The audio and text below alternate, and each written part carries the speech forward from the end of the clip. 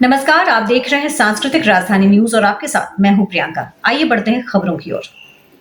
खबरों में बात करते हैं लोहरदगा की, जहां लोहरदगा और खूंटी क्लस्टर की बैठक में राजनाथ सिंह रक्षा मंत्री ने कहा कि झारखंड के dynamic leader of opposition Amar Kumar बावरी, प्रदेश उपाध्यक्ष बालमुकुंद सहाय, मनोज सिंह सांसद सभी यहां हैं। वर्तमान और आगे के भी सांसद हैं। समीर को आज पहली बार सुना। संसद में ये बोलते हैं, आज गंभीरता से बोले। मैं वक्ता की हर बात सुनता हूं। आज लंबे अरसे बाद रांची आया, गवर्नर हाउस के बाहर प्रदर्शन किया है। पूरी रांची की कोई जनपद विधानसभा हो जहां नहीं गया। कार्यकर्ताओं से पारिवारिक रिश्ता है। चतरा के बाद यहां आया हूं। अभी बताया गया कि मैं बीजेपी का जिला अध्यक्ष रहा, पार्टी अध्यक्ष भी रहा। मैं युवा मोर्चा का भी जिला अध्यक्ष भी रहा। आम कार्यकर्ताओं की तरह वैसे ही सामने बैठा हूं जैसे आप बैठे हैं। बीजेपी गांव में काम करने वाले कार्यकर्ता को राष्ट्रीय अध्यक्ष बनाया। कभी कभी जमीनी कार्यकर्ता को टिकट नहीं मिलती, निराश नहीं होना है। मांगने से कई बार कुछ नहीं मिलता। कार्यकर्ताओं को अपनी चित्त जगानी चाहिए। कोई छोटा मौका नहीं मिला जो बीजेपी कार्यकर्ता के तौर पर काम कर रहे। सारे लोग कहेंगे सारी पार्टी से हैं, लेकिन मैं कह सकता हूं हमारा हर नेता आपकी कसौटी पर खरा उतरता है। लेकिन पार्टी है जिसकी अपनी विचारधारा है। किसी पार्टी की छोड़ कोई विचारधारा नहीं है। कम्युनिस्ट विचारधारा की प्रासंगिकता तो विश्व में खत्म हो गई। आपस में खींचतान होता है, जो मुझे याद नहीं कि मैंने कभी खींचतान की। पूरी सृष्टि का संचालन करने वाले परमात्मा में मेरा यकीन है। विधाता के घर में देर होती है, अंधेर नहीं होती। अटल जी कहते थे, टूटे में से कोई बड़ा नहीं हो सकता। अपना मन टूटने नहीं देना। कई राज्यों में गया हूं, दूसरी पार्टी के कार्यकर्ताओं से तुलना करता हूं तो गौरव का अनुभव होता है। चुनाव में दिल खोलकर पूरी निष्ठा के साथ हमें लगने की जरूरत है।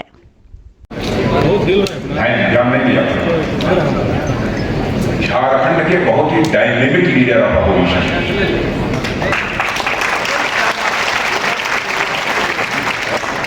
अमर कुमार बावरी, प्रदेश के उपाध्यक्ष श्री बालमुकुंद जी सहाय, श्री मनोज सिंह जी प्रदेश महामंत्री, श्री दीपक चार्जी सांसद, सभी वर्तमान के भी सांसद, और मेरी बात सच हो तो ताली बजाइएगा, आगे के लिए के भी सांसद। हमारे श्री संजय जी से राज्यसभा के सांसद, श्री समीर उरांव को आज बोलते हुए पहली बार संसद में बोलते हैं, लेकिन चूंकि हर समय हमारी उपस्थिति संसद में नहीं रहती, डिप्टी लीडर हुए लोकसभा का, कारण में बहुत गंभीरता पर तो सामान्यतः जब कोई बोलता है तो मैं अपना मस्तिष्क केंद्रित करके बोलने वाले हर वाक्य बहुत ही गंभीरता पर सुनता हूँ। समीर राम जी आज बोले और हमारे मित्र लंबे समय से उन्होंने झारखंड में काम किया है, ऐसे श्री रविंद्र कुमारी राय, और यहाँ मौजूद हमारे सभी कार्यकर्ता बहनों एवं भाइयों, आप सब लोगों ने लंबे अरसे के बाद में रांची आया। रांची में लंबे समय तक पहले मैं रुका, गवर्नर हाउस के सामने मैंने कार्यकर्ताओं को लेकर धरना दिया है, प्रदर्शन किया है, और पूरे रांची क्या पूरे झारखंड के कोई जनपद, शायद ही कोई ऐसी विधानसभा क्षेत्र बची हुई यहाँ की मेरा जाना न हुआ हो और मेरी शादी सफाई। मुझे बराबर झारखंड में ऐसा महसूस हो रहा है कि झारखंड के हमारे कार्यकर्ताओं के साथ हमारा पारिवारिक रिश्ता, और लंबे अरसे के बाद मुझे आने का अवसर मिला, मुझे सुखद अनुभूति। इसके पहले मैं चतरा की सार्वजनिक सभा को संबोधित करने के बाद आप सभी कार्यकर्ताओं के बीच यहाँ पर उपस्थित हैं। अभी ये बता रहे थे हमारे बालमुकुंद जी, मैं भारतीय जनता पार्टी का जिला अध्यक्ष भी रहा हूं प्रदेश अध्यक्ष भी रहा, राष्ट्रीय महामंत्री भी रहा और 2 बार पार्टी का राष्ट्रीय अध्यक्ष भी रहा।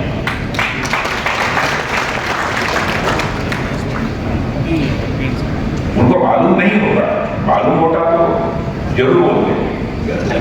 मैं युवा मोर्चे का भी जिला अध्यक्ष रहा, युवा मोर्चे का भी मैं प्रदेश अध्यक्ष रहा हूँ, युवा मोर्चे का मैं राष्ट्रीय अध्यक्ष भी रहा हूँ और युवा मोर्चे का राष्ट्रीय महामंत्री। कार्यकर्ता बहन भाइयों, आप ही की तरह यहाँ आप बैठे, वर्षों तक मैं बैठे। ये भारतीय जनता पार्टी की हिंदुस्तान की इकलौती पार्टी है कि धरातल पर काम करने वाले, गांव में काम करने वाले कार्यकर्ता को 2 बार पार्टी का राष्ट्रीय अध्यक्ष बनाया।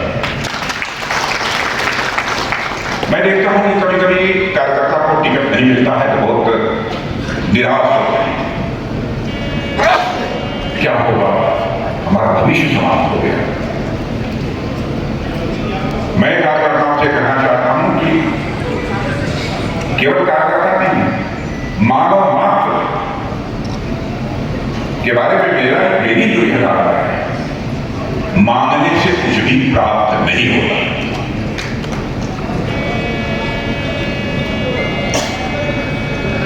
जो होना है वो होकर रहेगा। गीता में भगवान कृष्ण ने कहा है, कर्मणे वाधिकार ऐसे ही नहीं कहा, तो परमात्मा का कथन है। और हम सभी कार्यकर्ताओं को अपने क्षेत्र में यह बात कहनी चाहिए। परमात्मा ने यह कोई छोटा अवसर हमको नहीं दिया है, चाहे मंडल अध्यक्ष के रूप में, चाहे बूथ अध्यक्ष के रूप में, अथवा जिलाध्यक्ष के रूप में। भारतीय जनता पार्टी जैसी एक राजनीतिक पार्टी के कार्यकर्ता के रूप में हमको काम करने का अवसर प्राप्त हुआ है। लोग ये कहेंगे कि सारी राजनीतिक पार्टियां को एक ही तरह की होती है। भारतीय जनता पार्टी कौन सी एक विशेष प्रकार की राजनीतिक पार्टी है? मैं दावा नहीं करना चाहता हूं, हमारी राजनीतिक पार्टी में सारे लोग आपकी अपेक्षाओं की कसौटी पर पूरी तरह से खड़े हैं। लेकिन अधिकांश लोगों के बारे में, नेतृत्व के बारे में मैं कह सकता हूं, एक नेता के संबंध में जो आपकी अपेक्षाएं होती हैं, हमारा हर नेता आपकी अपेक्षा की कसौटियों पर पूरी तरह से बता रहा है।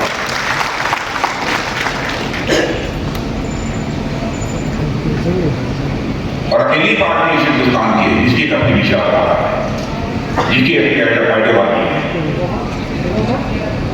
किसी राजनीतिक पार्टी की अपनी कोई विचारधारा नहीं है। साम्यवादी ये कहते हैं कि हमारी विचारधारा है, हमारी आइडियोलॉजी है, हमारा पॉलिटिकल थॉट है, लेकिन साम्यवादी विचारधारा की प्रासंगिकता पूरी तरह से भारत की राजनीति से, क्या दुनिया की राजनीति से समाप्त हो चुकी है।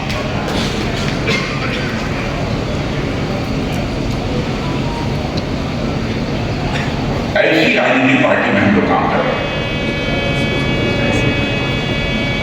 और मैं कभी कभी देखता हूं कि आपस में ही खींचतान होने लगती है राजनीतिक क्षेत्र में। मैं भाई हमसे किसी ने खींचतान किया होगा, मैंने कभी खींचतान नहीं किया, मैं दावे के साथ कह सकता हूं। और यह सामर्थ्य यदि किसी के अंदर है तो आप जैसे कर सकते हैं। मैं चतरा गया, वहीं से आ रहा तो हमको संबोधित करते, देश के कई राज्यों में जाते, दूसरी राजनीतिक पार्टी के कार्यकर्ताओं को भी देखा है मैंने। जब कभी कभी अपनी पार्टी के कार्यकर्ताओं से तुलना करता हूं, बहनों भाइयों, मुझे गौरव किया आपके ऊपर जो जिम्मेदारी है। चुनाव का वर्ष है, चुनाव का वर्ष बहुत ही चुनौतीपूर्ण होता है। दिल खोल कर, पूरी हिम्मत के साथ, समय लगाकर, पूरी निष्ठा के साथ, मैं इस निष्ठा शब्द का प्रयोग जानबूझ कर रहा हूं, हमें लगने की जरूरत है। अब आप कहेंगे कि आपके ऊपर गुजरी होती तब आपको समझ में आता। ऐसे भी सोचने वाले नहीं, लेकिन आपको मैं बताना चाहता हूं, और हमारे समय के जो लोग आप उनसे जाकर पूछ लीजिएगा। मेरे आपको भदोही संसदीय निर्वाचन क्षेत्र से जब मैं 18 महीने जेल में रहने के बाद जब मैं बाहर आया, एक उस समय जनता पार्टी सारी राजनीतिक पार्टियों को मिलाकर रही थी। उस समय मुझे टिकट मिल गया पार्लियामेंट में, 25.5 साल सिंबल मिल गया, जमा हो गया। मजिस्ट्रेट ने मुझे सिंबल अलॉट करने के लिए बुलाया, तभी फैक्स से हमारे अथॉरिटी लेटर का कैंसिलेशन आ गया। और एक फकीर अभी अंसारी हुआ करते थे राय नारायण सिंह जी के ग्रुप के, चौधरी चरण सिंह जी की पार्टी के, उनको टिकट मिला था। उन्होंने जमा किया, आक्रोश था। लेकिन उसके बाद दूसरे दिन भी चौधरी चरण सिंह जी की सभा थी, जनता में आक्रोश था, कोई अध्यक्षता करने को तैयार नहीं था। तो मैंने सीनियर लीडर से कहा कि राजनाथ सिंह तुम बेटा तुम अध्यक्षता करो चौधरी चरण सिंह। मैंने कहा कि मैं 25-26 साल का, मैं क्या अध्यक्षता करूंगा? लेकिन उन्होंने कहा करो। मैंने कुछ बोलते हुए 3-4 मिनट के अंदर ये अंतिम वाक्य जो कहा था मुझे अच्छी तरह आज याद है, और पूरी तरह से मिर्जापुर संसदीय निर्वाचन क्षेत्र में यह प्रचलित वाक्य था। मैंने कहा था, जनता से अपील की थी, दुर्भाग्यवश मेरा नाम तो मतदान पत्र पर रहेगा ही, क्योंकि समय गुजर गया था, वापस नहीं ले सकता। लेकिन किसी ने मेरे नाम के आगे मोहर लगा दी, मैं समझूंगा कि मेरे मस्तक पर कलंक का टीका लगा रहा है। उसका परिणाम यह हुआ कि चौधरी चरण सिंह जी दूसरी राजनीतिक पार्टी के थे। उन्होंने हमारे जनसंघ के प्रदेश के नेताओं से कहा, चाहे जो कुछ भी हो जाए, मैं एक टिकट राजनाथ सिंह के लिए मांगता हूं।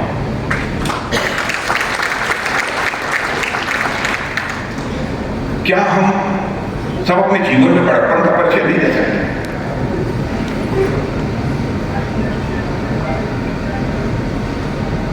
हर समय लोग प्रलोभन का कितने कुंठित हो जाते हैं। मैं जानता हूं भारतीय जनता पार्टी का हमारा कार्यकर्ता ऐसा नहीं है, और जानबूझकर ऐसा सारी बातें मैं कह रहा हूं, क्योंकि आप भी मनुष्य हैं, हम भी मनुष्य हैं।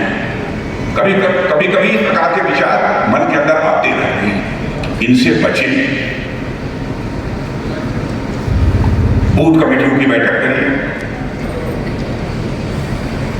पन्ना प्रबंधन के साथ बैठक करिए, संपर्क आपका हो गया कि नहीं सारे पन्ना प्रबंधन का जो भी नाम आपकी सूची में थे, नए मतदाता जो बने हैं, नए मतदाताओं के साथ संपर्क अभी हो पाया कि नहीं हो पाया। और हमारा पन्ना प्रबंधन जो लाभार्थी हैं, उन लाभार्थियों से हमारे प्रधानमंत्री ने स्वयं की चर्चा की।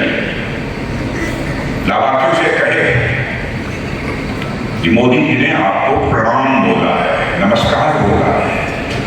आप कल्पना करिए, कोई भी लाभार्थी होगा उसके दिल को छू जाए, मनुष्य भावना प्रधान प्राणी होगा। और यह दायित्व और कोई नहीं बना सकता, आप ही नहीं बना सकते। अब यह सारा करने के लिए क्यों मैं कह रहा हूं? इसलिए नहीं कि हमारे दीपक जी जीत जाए, इसलिए नहीं कि हमारे सभी नेताओं जीत जाए, अर्जुन मुंडा जाए नहीं है, क्यों जाए?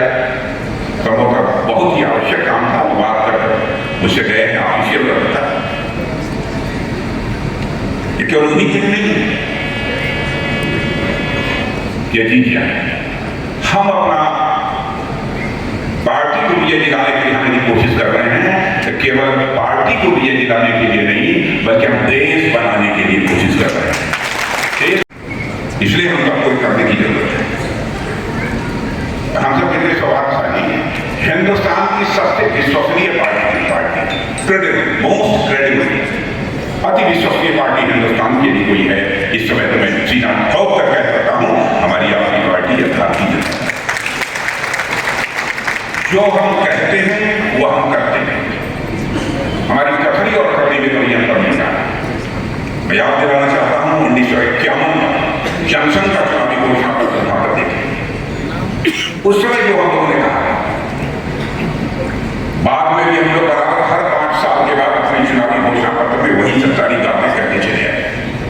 लोग ये कहते थे ये जनसंघी, ये भाजपा के लोग बराबर वादे करते हैं, कुछ कहेंगे तो नहीं, लेकिन हम लोग बराबर कहते हैं। हाँ, ये हमारे ये मुद्दे हैं, यदि जिस दिन ये संसद में स्पष्ट बहुमत मिल जाएगा, हम इसको प्रभावी तरीके से लागू करेंगे। मैं याद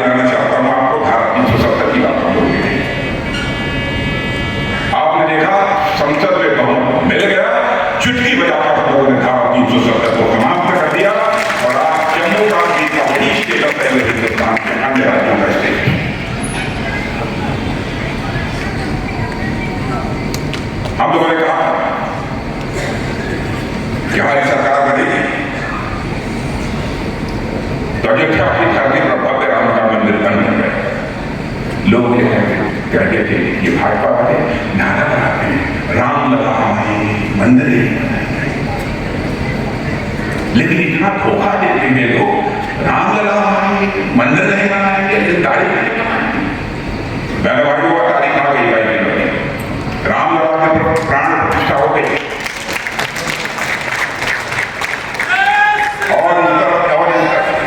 और इस तरफ भी ध्यान दीजिए, राम लला की प्राण प्रतिष्ठा हो गई। राम लला कुटिया से निकलकर बाहर में आ चुके हैं। यह भारत में राम राज्य आने का कब्जे हो चुका है मेरे घर वालों।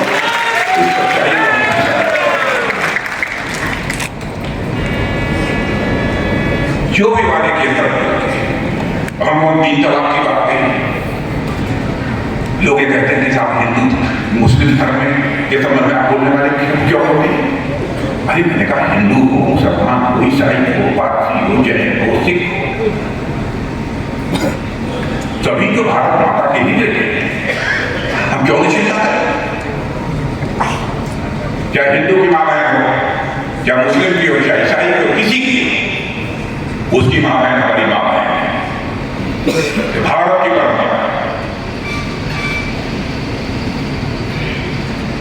हम क्यों वोट की राजनीति नहीं करते? हम क्यों सरकार बनाने के लिए राजनीति नहीं करते? हम देश बनाने के लिए राजनीति करते हैं। हमें क्या चिंता नहीं है। कोई वोट दे रहा है, माताओं का हक का सम्मान सुरक्षित रखना ये हमारी नैतिक जिम्मेदारी है और देश की जिम्मेदारी का हम कर रहा है। और आपने देखा 3 तलाक की प्रथा हम लोगों ने समाप्त कर दी। जो कहा था सब हम लोगों ने कहा था भारतीय जनता पार्टी को यदि केंद्र में स्पष्ट बहुमत के साथ सरकार बनाने का अवसर मिल गया, भारत तेजी के साथ आगे बढ़ेगा। भारत ही नहीं, आज सारी दुनिया इस सच्चाई को स्वीकार कर रही है। भारत की प्रतिष्ठा अंतर्राष्ट्रीय जगत में दुनिया में मेरे रहने वाले भारत का कद बढ़ा है। पहले भी मैं विदेशों में जाता था, आज भी मैं जाता हूं।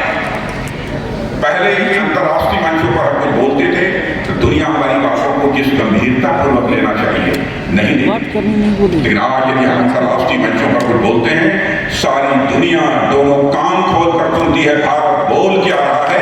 यह भारत की हैसियत दुनिया में ऑटो फोकस करो ना। दुनिया के बड़े बड़े देशों के राष्ट्राध्यक्ष अब ये कहते हैं अब इस सच्चाई को नकारा नहीं जा सकता।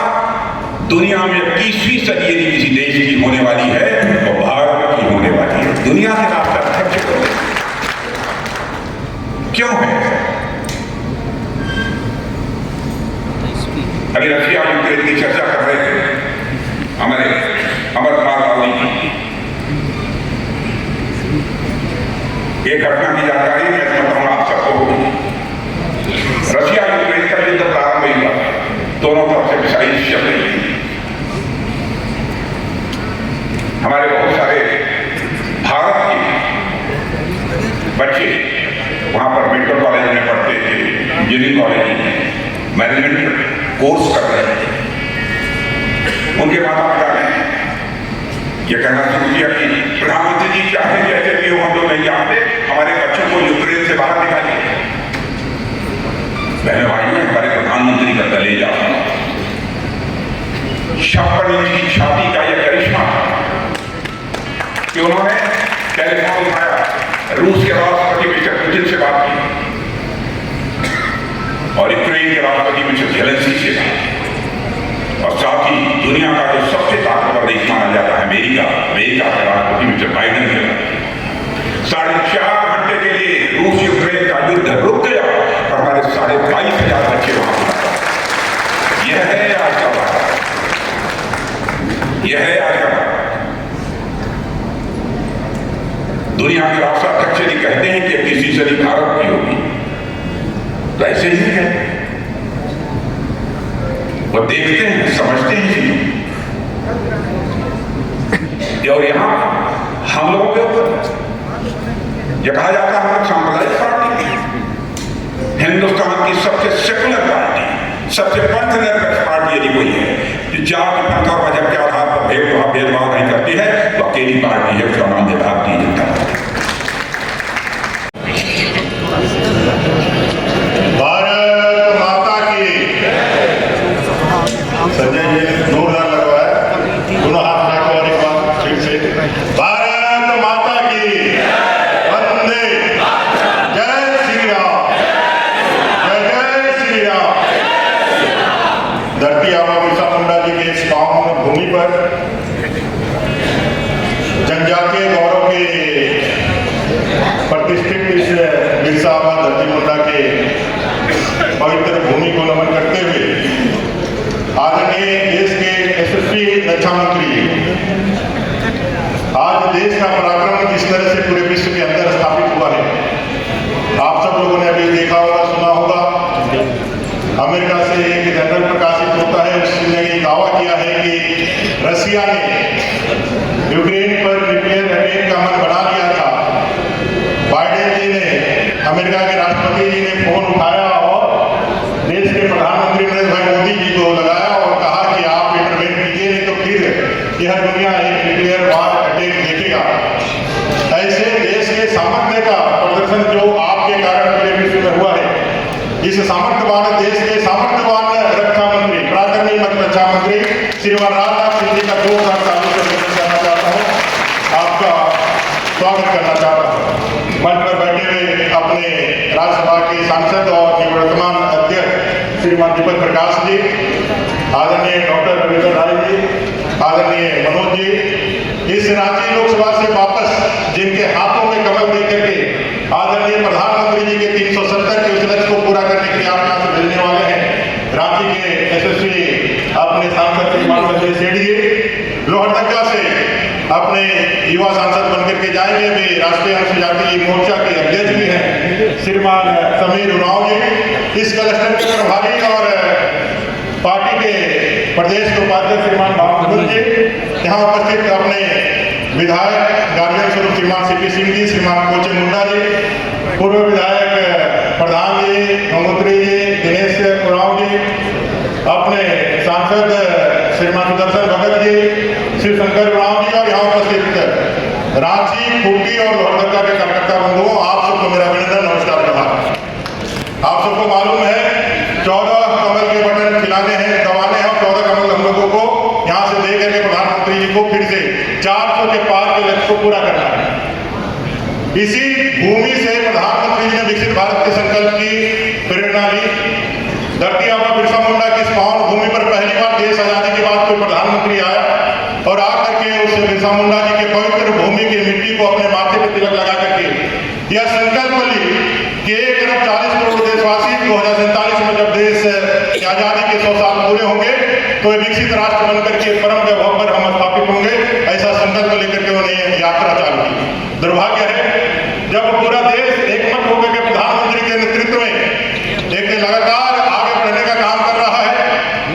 आज देश 7वां 10वां अर्थव्यवस्था से 5वां अर्थव्यवस्था बन गया है, वहीं राज्य झारखंड राज्य अपने आप को पीछे रख रहा है। ये पिछड़ापन का कारण क्या है? 2019 में इस राज्य में गठबंधन की सरकार बनी, जेएमएम कांग्रेस और आरजेडी के नेतृत्व में एक सरकार बनी जिसने झूठे वायदे करके, झूठे सपने दिखा करके युवाओं को 5 लाख रोजगार देंगे, रोजगार ना दे पाए तो 5,000 7,000 का बेरोजगारी भत्ता देंगे। और यहाँ तक जो अभी निवर्तमान मुख्यमंत्री हैं उन्होंने सभाओं में कहा था अगर हम यदि नौकरी नहीं दे पाए तो राजनीति से संन्यास लेंगे। ऐसे कई एक झूठे वायदे जिसमें खतियान आधारित नियोजन नीति का भी वायदा था, 3 लाख का घर का भी वायदा था। सभी हमारे बेरोजगार जो हमारे अनुबंध कर्मी हैं उनको परमानेंट करने का वायदा था। ऐसे जाल में फंस करके इस सरकार का गठन हुआ, लेकिन एक गठबंधन की सरकार थी, झूठ बोलने वाली सरकार थी, और 5 साल के इसके जनादेश को इन्होंने 4 साल में खत्म कर दिया। भ्रष्टाचार के कारण इस सरकार ने जितना बदनाम इस झारखंड को किया है, यहाँ के गिट्टी, यहाँ के बालू, यहाँ के कोयले को बेच करके इन्होंने जो यहाँ का बदनाम किया है उसका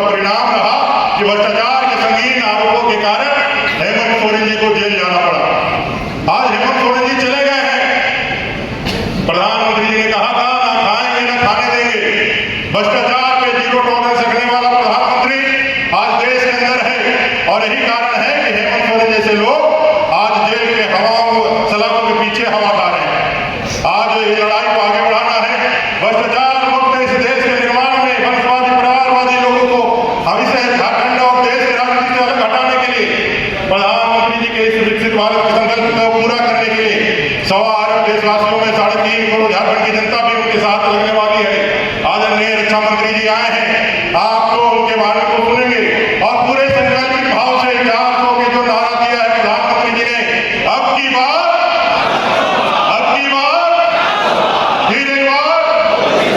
फिर एक बार मोदी जी की सरकार बनाने के लिए और 400 के आंकड़े को पार करने के लिए इस क्लस्टर के तीनों लोकसभा की सीटें बड़े मार्जिन से जीत करके आदरणीय राजनाथ सिंह जी को, अपने रक्षा मंत्री जी को हम आश्वस्त करके भेजेंगे कि जब भी ईवीएम का बटन सजेगा, एक एक वोट कमल के खिलाफ खिला करके हम यहाँ से अपने तीनों प्रत्याशियों को जिता करके 14 लोकसभा जीतने का संकल्प है, उसमें 3 लोकसभा अपने कार्यकर्ता यहाँ से भेजने का हम लोग वचन देंगे। इतना ही कहते हुए आप सबका अभिनंदन करते हुए अपनी वाणी को विराम देता हूँ। जय हिंद, झारखंड जोहार, भारत माता की जय, जय श्री राम, जय जय श्री राम।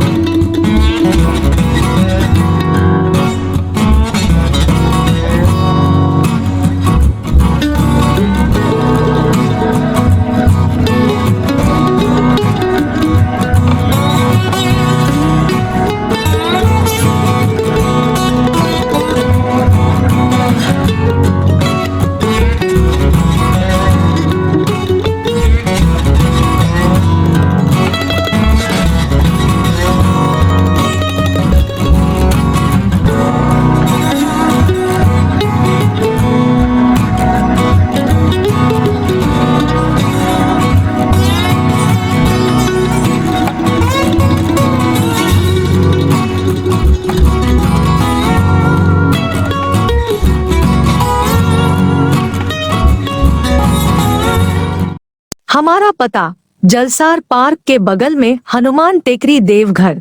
अपनी टेबल बुक करने और भोजन ऑर्डर करने के लिए 9471348484 या 064323194443 पर कॉल करें।